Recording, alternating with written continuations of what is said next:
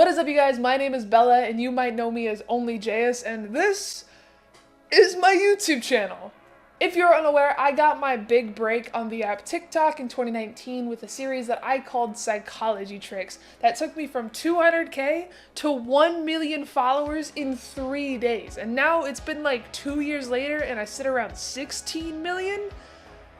Time flies, which is crazy because I never actually thought that I would be here. I am so thankful for every single one of you guys. I've said it before, I'll say it again. You made my dream of becoming a full-time content creator actually come true. But today, we're gonna be doing some fact checking on me, on my old psychology tricks. We're gonna go through each one of my tricks and see if I was accurate back in the day with what I was saying to you guys, okay? This should be interesting and cringy, probably cringy mostly for me, so yeah, wish me luck. I hope you guys enjoy. If you do, make sure that you drop a like, and if you're new here, make sure you subscribe. I really want to hit 2.5 million, get that 10 million plaque one day. Wouldn't that be cool if we all had that? So yeah. Okay, before I play the very first psychology tricks video ever, I just want to give a little bit of background. At this point, I was going to college for math and computer science. I was taking a general psych course, which is what inspired this. I was still working at Best Buy. I was just doing TikTok for the fun of it. Like, I was making a video maybe every day, every other day, not taking it too seriously, just kind of, you know, for fun, as everything was back then.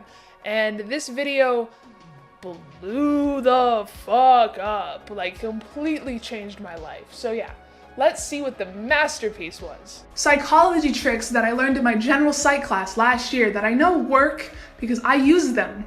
People tend to get really uncomfortable in silence, and they subconsciously try to fill this by talking. This works especially well if you're in a verbal altercation with somebody and they're kind of being an ass. Just don't say anything. Let themselves dig a deeper hole and listen to the word vomit spew out of their mouth. Okay, like, this one is true, 1000% true. People hate awkward silences. So if you just stay silent and just let people talk, it doesn't, like, it could be an argument, it could be when you're trying to flirt with somebody, it could be in a negotiation. If you stay silent, let the other person talk themselves into a hole, you're gonna come out better in the end.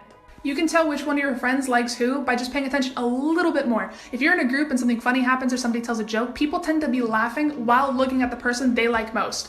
I also want to apologize in advance if you do this and you notice that nobody's making eye contact with you. That got people to laugh, the whole like, I'm so sorry if nobody does this to you. It was really funny. But this one is true, but it's not necessarily foolproof. You really have to pay attention and understand a group dynamic before you can just jump to conclusions about that kind of stuff, you know?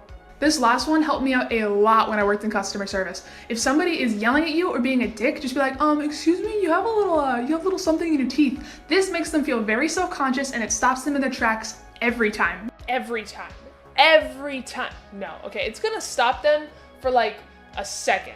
Half the time it works, they leave you alone, you win. Congratulations. The other half of the time, it's gonna stop them just enough so you have like a second to like laugh to yourself, but then they're just gonna be angry again. I use this one with caution. All right, the second video, this had a lot of pressure on it. The first psychology tricks did amazing, got like 3 million likes. I was like, how am I gonna do it again? Part 2, here we go. Part 2 of psychology tricks that I know work because I use them. You know how a joke ceases to be funny the more you have to repeat it? You can actually use this to your advantage. Let's say you're in a group, somebody's making fun of you and you don't like it, just be like, what? And they'll repeat it and be like, I'm so sorry, what'd you say? I didn't hear that. And they'll say it again. By the 3rd or 4th time, nobody's gonna be laughing at their joke anymore. Yeah, this one's true. You are able to ruin a joke and make people feel uncomfortable for the jokes they're saying. You just have to use it wisely or else you're gonna come off as like a dick. You know, it really has to be like a joke that wasn't appropriate to make, and it's like the way to get them to shut the fuck up, you know? If you're at a house party and you got a drink in your hand, don't hold it up here by your chest. Try to hold it more down towards your hip. This will make you seem more open and confident, and people will be more willing to come up and talk to you. Body language can tell you a lot about a person and how they're feeling. And once you learn how to actually like read it, it's like a superpower at that point. And this one in a way is true because when you're holding your arms up towards your chest, it doesn't make you seem very confident. And so when you're holding a drink, some people tend to bring it up here and it kind of just has that same effect. If you hold it down by your waist a little bit, you come off looking a little bit better at parties and social events. I am a very awkward person, and I've been making embarrassing videos of myself online for a very long time, so I unfortunately have to remind myself of this a lot. If you're ever cringing at something embarrassing you did years ago, stop yourself and try to remember something humiliating that somebody else did. You probably can't, so this more than likely means that nobody remembers that one time in junior year where you unironically pronounced the word memes instead of memes. Okay, yeah, that did happen. I was in a Socratic seminar and I said something about memes, but I said memes because I had only ever read that word at that point and I got made fun of hella for it. But yeah, this is like a good mantra. It's like nobody remembers anything, but if you really think about it, like if I really think about it, I can think of some like embarrassing moments for other people. So I don't think it's true, but it's a good thing to tell yourself if you're like worried about it. I guess, I don't know. I also wore a lot of flannels because in the first Psychology Tricks video, I wore flannels. I got like 3 million likes and I was like, I have to wear a flannel in the second video. I'm pretty sure in the third video, I'll wear another fucking flannel. Like I'm just wearing tons of flannels. Let's see what I did. Psychology tricks that I know work because I use them, part 3. If you look or stare at somebody's lips in conversation, it's going to make them think that you're interested in them. But if you look at their forehead, it's going to make them feel really intimidated and really uneasy. Please use these wisely. Don't go around making people feel weird for no reason. I just started dabbling into like the stuff you shouldn't do, but it's funny to talk about kind of phase. Like now that's transformed into illegal life hacks where I tell you illegal things, not because you should do the illegal thing, just because it's kind of funny to think about, to talk about. Like, wouldn't it be fun? I don't know. It's a dumb thing, but this is like the first time I actually started to do stuff like that. And this one is true. Looking at somebody's lips is a like telltale sign that you want to kiss them. So if you look at their forehead, it's just enough for them to notice that you're not looking at their eyes, but not really sure why, and it just completely makes them feel uncomfortable. So, I'm not saying that it's okay to lie, because it's not. But if you ever need somebody to believe a lie that you're trying to tell them, go ahead and slip in an embarrassing detail about yourself. This will work every time, as long as you say it with confidence and the lie's believable in the first place. Okay, so you can do most things if you just have like a little bit of confidence. This is where most of the psychology tricks, like how they work. If you're confident enough to pull it off, it's gonna get pulled off. But like with lying, just don't do it too often, you know, because like you're not as good as you think you are and people aren't as stupid as you think they are, and just being known as the liar isn't cute. The trick of slipping in an embarrassing detail is supposed to work because it's like, oh, why would they tell me that embarrassing, like subconsciously they're like, why would they tell me that embarrassing thing in the story if it wasn't true? Like why would they put themselves down if it wasn't true? So it kind of just like, it plays mind games with the other person a little bit.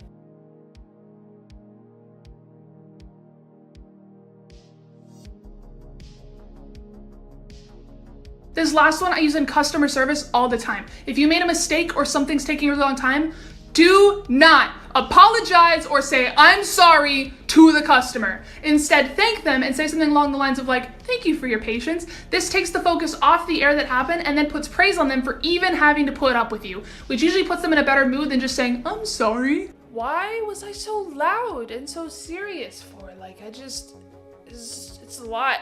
It's a whole lot. But again, this one is true. I'm kind of on a roll here. I did this in customer service all the time, and it's just easier to handle an angry person by just giving them what they want. And most of the time, an angry customer just wants to know that somebody is trying to help them. And if you make them feel like that and put yourselves below them, it's just, you're gonna have a lot less issues. I am completely out of flannels. No, not the flannels. We're not out of the flannels. I genuinely thought that if I made a psychology tricks video without wearing a flannel, that it was gonna flop and that was it. My 15 minutes of fame was over. What the fuck was wrong with me? But I still wanted to make part 4 of psychology facts that I know work because I use them. If you're walking and you're in a hurry, just stare straight ahead at where you're going. People will get out of your way. I use this trick when I'm riding around campus on my Heelys. I just stare straight ahead, not making eye contact with anybody, and it works. Yeah, because you were riding around on Heelys, you weirdo. Okay, so this one isn't really foolproof. It does work a lot of times, especially in large crowds. It goes back to the confidence thing. If you look like you're headed in a certain direction, people are going to let you head in that certain direction. Some people are going to let you head in that certain direction. It's all about body language and eyes, but some people just don't don't care, they don't pay attention, they're just gonna try and shoulder check you. So it doesn't work all the time, but it does work sometimes. If you're in the middle of a conversation with somebody and you hand them something, they're gonna take it. And it's super funny because they don't realize it. Same with the other way. If they have something in their hand and you stick out your hand, they're gonna give it to you and not know why. This one is so funny when you can get it to work. It doesn't work on people expecting it and you can't do it too often, but in conversation, if you're having like a very engaging conversation and they're the ones talking, you can usually just like hand them something and they'll take it. And then you can like hand them another thing and then they'll take it, or you can take the thing from their hands and they're gonna take it. Like this one I've done so many times. I've had people in the comment section say they've done it. I know this one works. It's really funny. You should try it out yourself. Smiling can literally change your life. Smile at the bartender, you're gonna get a drink faster. Smile at your coworker, they're more likely gonna take that shift trade request. Smile at your kids, they're gonna feel loved. Smile at your partner, they're gonna wonder what they did to make you so happy. Smile at me, I'm gonna smile back. Smile at everyone you meet. Fuck. Smile in the mirror sometimes and you're gonna feel better. Okay. This was actually like one of my merch logos for a minute. It was like, smile at me and I'll smile back. It was like on a sweatshirt and a mask. It was kind of cool. But this one, as cheesy as it sounds, as weird as it is, it's been proven time and time again. You can actually trick your brain into thinking that you're happy by just smiling. Like the act of smiling will eventually send off happy hormones and put you in a better mood than if you would just like, you know? Psychology tricks that I know work because I use them, part 5. The bucket hat! Yes, baby Jay's gold. False attribution of arousal is a real thing. If you're going on a first date with somebody, go somewhere exciting that's gonna get their heart pumping. It's gonna make them think that they like you more, like a roller coaster or a horror movie.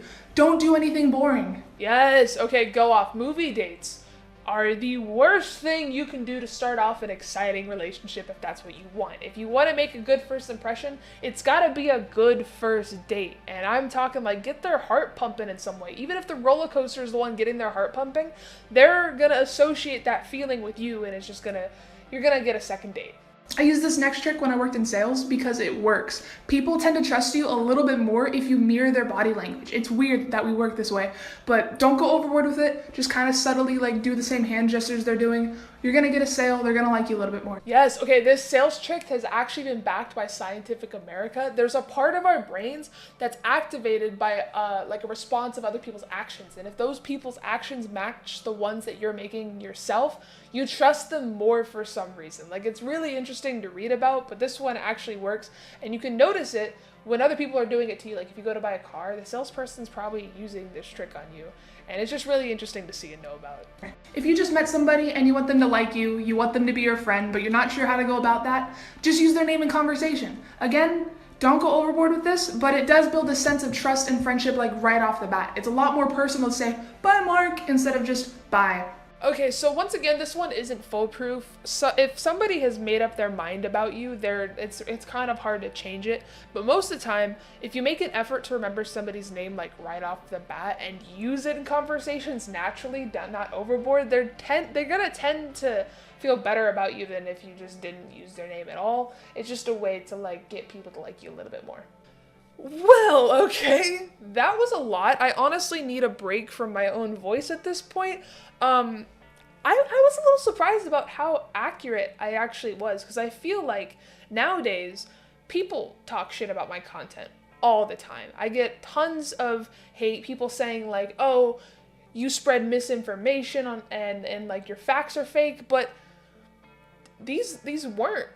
I was actually pretty accurate, and that makes sense because especially in this era, I was really just going back and like reiterating stuff that I was learning in my general psych class. That's the first thing I said in the fucking series. I never claimed to be an expert on it. I somehow got thrown into doing it, and I enjoy it. But yeah, I don't know. It's just interesting because I'm pretty accurate, and people still go around and be like, misinformation, but it's really not. I was just doing TikTok for fun at this point, and it kind of turned into a career from there, which is pretty cool. But yeah, this was only 5 videos. I think I have near like 70 psychology trick videos, psychology related videos, and not even just psychology that I talked about. I've done like just general fun facts or history or science experiments. I've done tons of different topics.